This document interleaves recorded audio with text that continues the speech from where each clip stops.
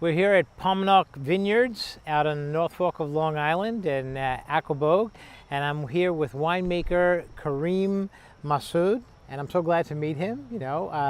We just happened to impromptu come out here. It's spontaneous. It's my first time in a vineyard on Long Island. I've been to Napa Valley, and I'm not an expert by any means, but this is a great day, and I'm from Long Island, and coming from New York City. It only took 90 minutes to come out here, and I saw you on YouTube. I saw your video, and then when I walked in, I saw you, and I would like to, first of all, I'm very thankful that I'm able to have you here and talk to you about this.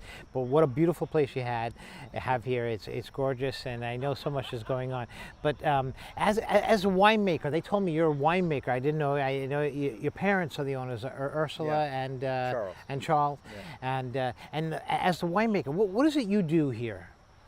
So as a winemaker, my real primary responsibility is to be a custodian of what we get from our vineyard. A custodian and a steward is how we see what we do as winemakers usually. And because when you harvest the grapes, the potential quality of that wine is already predetermined on the day you pick the grapes. So the winemaker really can't make the wine any better than when you got it with, but you can sort of guide it along its path to greatness if it started off as healthy, ripe fruit to begin with. Okay. Now, if we can go back in the history, Long Island's history of wine, where does it come from? Where is this grape from originally? Can you give like a brief history about the North Fork? Well, the North Fork wine region really started in 1973 when the first vintners started, the Hargraves. They started in 73. My parents started 10 years later in 1983. And so the grapes that we grow here are all varieties of Vitis vinifera, which include all the famous varieties that you would know, things like Chardonnay, Riesling, Sauvignon Blanc, Chenin Blanc, Merlot, Cabernet Sauvignon, Cabernet Franc, Petit Verdot. Those are the 8 we grow. They're all examples of Vitis vinifera. And so Vitis vinifera, from what I know, the genetic origin of that plant comes from the sort of Middle East, Asia Minor, like Mediterranean part of the world, from that part of the world, the old world. And but now, Who brought that here? I mean, it didn't come from France or from Italy or was it Italian wine? How did it come from there? Or was it picked later? Well, it did come from there or somewhere, more than likely. I don't know for certain, but it came from Europe, if I'm not mistaken. There's this famous fact of history whereby Vitis vinifera did not exist in North America until I believe it was a Frenchman who was doing trials, some kind of experiments with grapevines, and he actually brought vines from North America back to France, vines that are native to North America, vines like Vitis labrusca, which is the most famous variety for Americans is probably Concord grape jelly. Part of that. And that's native to North America. He brought it over to Europe, to France, and unknowingly introduced powdery mildew and phylloxera. So I don't know if it's the same story or if there were two different, I don't know if I have all my facts straight, but both the powdery mildew and the phylloxera were basically early examples of invasive species that didn't exist in that part of the world, and they decimated vineyards in Bordeaux. I think it was in the 1860s, and to such a degree that many of the Bordelais producers were beginning to look elsewhere to make wine. They started, some of them started making wine in Rioja in Spain. And from here, so there's a back and forth history. Going all the way back to the 1800s. And we had a total solar eclipse last year, August 21st, the Great American Eclipse, which I was part of as a consultant for the AAS. I was able to go to the southern Illinois region, and I didn't know they had winemaking there. And I got to see all these vineyards, and I was captivated by it. And I said, "Where are these grapes from?" They said they're New York grapes. So what does that mean? Because if New York doesn't have the origin, and they're getting from there, it's how does that work? What did he mean by that? Well, I mean, nowadays, you know, vinifera, the plant we're talking about, Vitis vinifera, is propagated all over the world now, and so there are nurseries that will do the grapevine propagation and grafting. Most vines are grafted where the rootstock is actually a different species than the scion, which you see above ground. They actually make a cut where they get basically locked together and bandaged, and they grow into one plant. And that has to do with what I mentioned earlier, the phylloxera, because many of these rootstocks are naturally genetically resistant to phylloxera, which is an insect that will devour the root systems of vinifera. So in any case, if they're saying it's made from vines in New York, there will be a vineyard such as ours, or perhaps it was the Finger Lakes. Who knows I don't know where they got the fruit from. And there are other places in New York State where wine is grown, where grapes are grown and made into wine. But in most cases around the world, a vineyard such as ours will source the grapevines from a nursery. We've sourced our vines from nurseries in New York State, Virginia, California, but never directly from out of the country, because if you're bringing it in from out of country, technically, legally, it's supposed to go through a quarantine process, but genetically, it's identical to what's grown in other parts of the world. So you probably have heard of clones, different clones of Chardonnay, different clones of Merlot, and so on. And so they're clones, they're genetically identical. And the nursery will interact with different entities around the world to get a particular clone brought into the country, again, to do it legally. You might have heard of suitcase clones, which, as the name implies, people bring in clonal material, plant material in their suitcase, and that's not quite legal, but it is done. Okay, so in 1983, you acquired this land, or was this a vineyard here prior?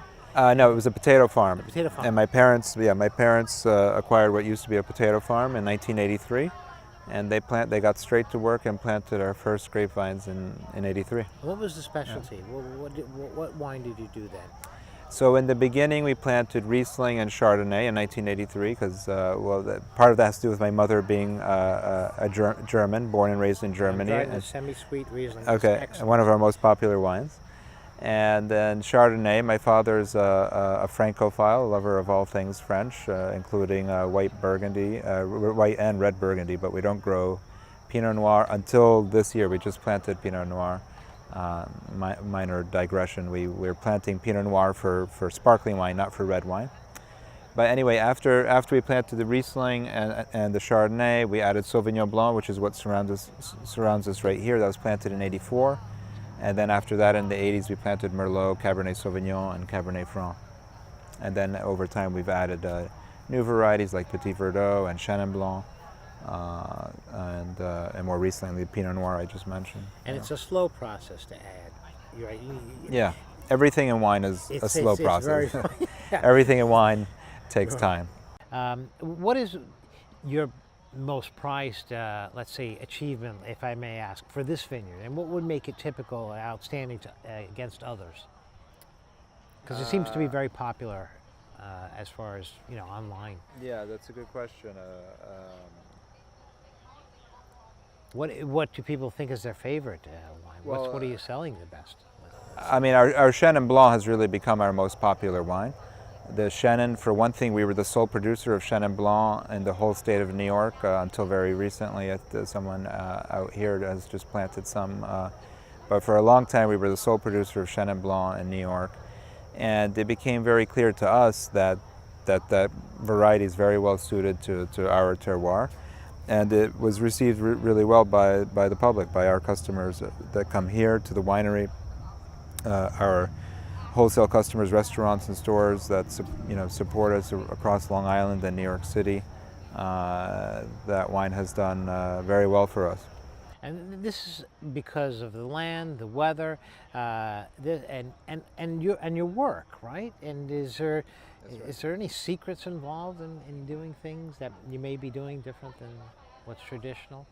Maybe your parents or something, You don't have to tell me though. Yeah. But I'm not sure there's so much secrets. It's just technique. I think we have a lot of commonalities, a lot of synergies with the restaurant world. We deal with a lot of restaurants, but there are a lot of parallels where, like for example, a chef one chef compared to another might have completely different technique, but they end up both producing really delicious meals. Yes. And I think the same is true in winemaking. You can have one winemaker who has a completely different approach than another, but they both might produce delicious wines in the end. And so, in our case, our mantra and our focus is very simple. We're trying to grow the highest quality wines that we can. We know that our cost of doing business on Long Island is not competitive from a cost point of view. We have a very high cost of doing business here, and the point is we know we can't compete on price. We don't have the possibility of scaling like one might in other parts of the world. So our only hope to be competitive is to produce quality wines. And that's been our orientation from the very beginning. My father, from the very beginning, that's what he always said, and that's what we continue to sort of pursue as a goal. Okay. This past July, you acquired Palmer Vineyards. How is Palmer different from Paumanok, or the same? And if you want to reveal it, do you think you'll be making changes? What are your plans? Is it going to stay as is? Are you looking to? Tell me about that. Paumanok and Palmer have a lot in common, which is why, sorry, I have a little no problem. bugs out fly. Here, right? But So both operations have a lot in common, which was part of the attraction for us. Both were founded in 1983. Both are turnkey estate wineries, meaning we own and operate our own vineyards, and both have had a commitment to quality since their inception. And Palmer is very, very close to Paumanok. It's only 2 miles as the crow flies. It's only a 5-minute drive. And so logistically, that's very important just for the management of the overall operation from a winemaking standpoint during the vintage, during harvest time. It's very, very helpful for the wineries to be so close together, for me to be able to go back and forth between the two wineries.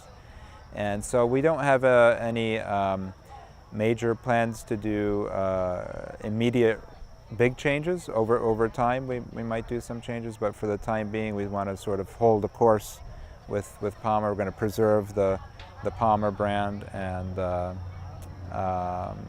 and they have many wines different than you have. There's some that are different. For example, the Albarino, we've never grown Albarino, although we have plans to plant it at Paumanok next spring. But Albarino is possibly the most popular wine at Palmer.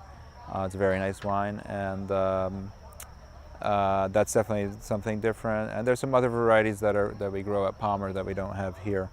But there's there's a lot in common. We at both operations we grow Sauvignon Blanc, Cabernet Franc, Merlot, Cabernet Sauvignon, Riesling, Chardonnay. So there's already quite a bit in common. How has business been for you guys? Here tourism and such for North Forks have been good. Yeah. How about the weather? Has the weather been acting? Has it been all right for wine growing? Well, 2018 has been a fairly challenging vintage. It's been fairly humid, more humid than we would like. But there's still a lot of potential in the vintage. It could certainly have been a lot worse until now, but like my father says, you can't take it to the bank till it's in the tank. And so, like that. So that refers to the notion that you could have the best vintage ever, you can have the best weather, healthy, ripe fruit, and it's really meaningless if you can't bring it home and bring it into the cellar if you get a hailstorm, a hurricane, or what have you, the day before you pick, or the week before you were planning to pick your grapes. So, which brings up another one of my father's sayings. Winemaking is less of an art and more of a partnership with Mother Nature. Unfortunately, she's the senior partner. That's great. And so it's absolutely true. This is our livelihood. It's all outdoors, exposed to the elements.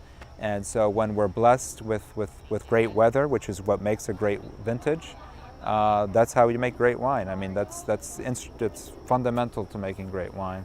And and the more difficult vintages, as long as we get enough heat and sun, we can still make decent wines, even if it's you know, one of the more challenging vintages that Mother Nature is giving us. But that's the nature of wine. You know, pick any wine region around the world, and they're going to tell you this year or that year, these were our best years in the last 20 years or whatever it is, and it's no different here.